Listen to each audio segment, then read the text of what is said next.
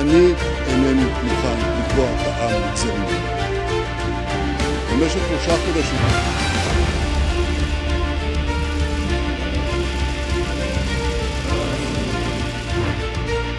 The United Nations Security Council on Monday issued its first demand for a ceasefire in Gaza.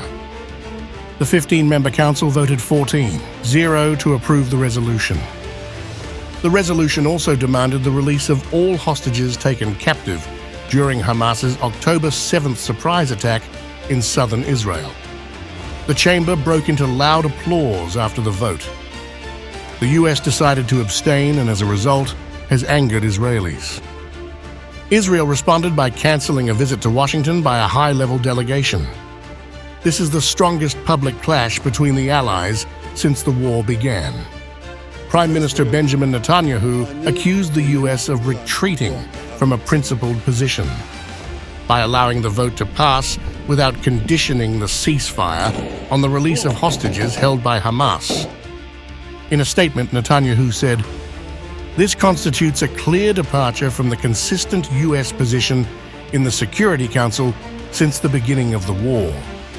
Today's resolution gives Hamas hope that international pressure will force Israel to accept a ceasefire without the release of our hostages, thus harming both the war effort and the effort to release the hostages."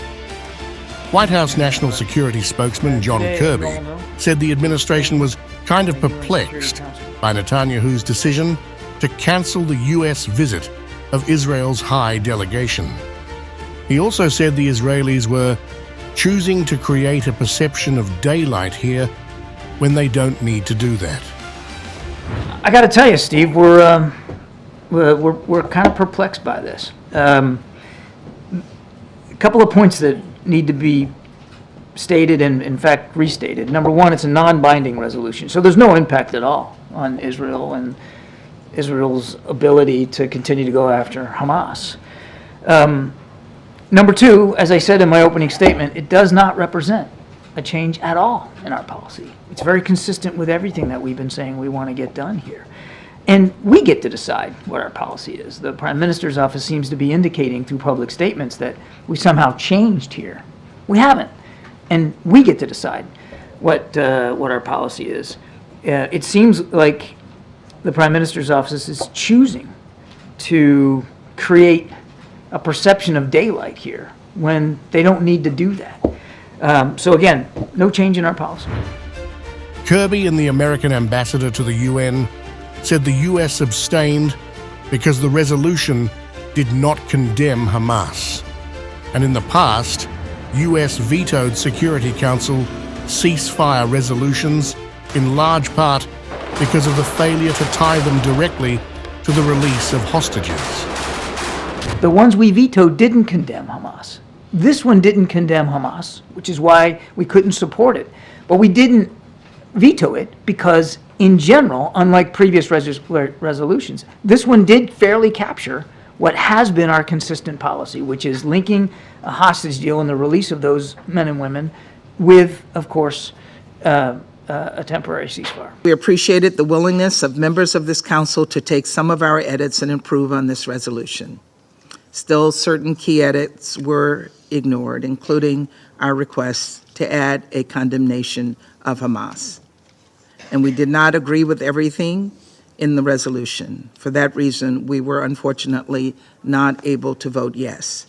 However, as I've said before, we fully support some of the critical objectives in this non-binding resolution, and we believe it was important for the Council to speak out and make clear that our any ceasefire must come with the release of all hostages. The US abstain comes at a time of growing tensions between President Joe Biden's administration and Netanyahu. The US has been raising concerns over Israel's prosecution of the war, the high number of civilian casualties, and the limited amounts of humanitarian assistance reaching Gaza. During its US visit, the Israeli delegation was to present White House officials with its plans for a possible ground invasion of Rafah, a city on the Egyptian border in southern Gaza, where over 1 million Palestinian civilians have sought shelter from the war. Last week, Netanyahu rebuffed a U.S. request to halt the planned Rafah invasion, vowing during a visit by Secretary of State Antony Blinken to act alone if necessary. Blinken warned that Israel could soon face growing international isolation, while Vice President Kamala Harris said Israel could soon face unspecified consequences if it launches the ground assault. The Security Council vote came after Russia and China vetoed a US-sponsored resolution Friday that would have supported an immediate and sustained ceasefire in the Israeli-Hamas conflict. That resolution featured a weakened link between a ceasefire and the release of hostages, leaving it open to interpretation and no time limit. Russia, China, and many other council members favored unconditional calls for a ceasefire. The approved resolution demands the release of hostages, but does not make it a condition for the ceasefire for the month of Ramadan. Hamas welcomed the resolution and said in a statement, it affirms readiness to engage in immediate prisoner swaps on both sides. Since the start of the war, the Security Council has adopted 2 resolutions on the worsening humanitarian situation in Gaza, but none has called for a ceasefire.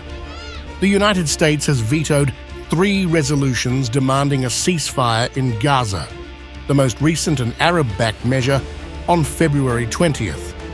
That resolution was supported by 13 council members with 1 abstention, reflecting the overwhelming support for a ceasefire.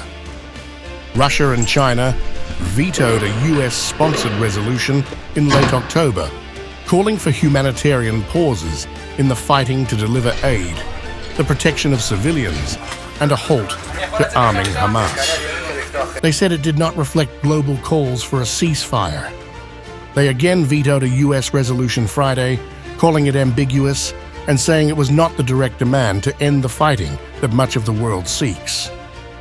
The vote became another showdown involving world powers that are locked in tense disputes elsewhere, with the United States taking criticism for not being tough enough against its ally Israel, even as tensions between the 2 countries rise. Thomas Greenfield accused Russia and China on Monday of using the Gaza conflict as a political cudgel to try to divide this council at a time when we need to come together.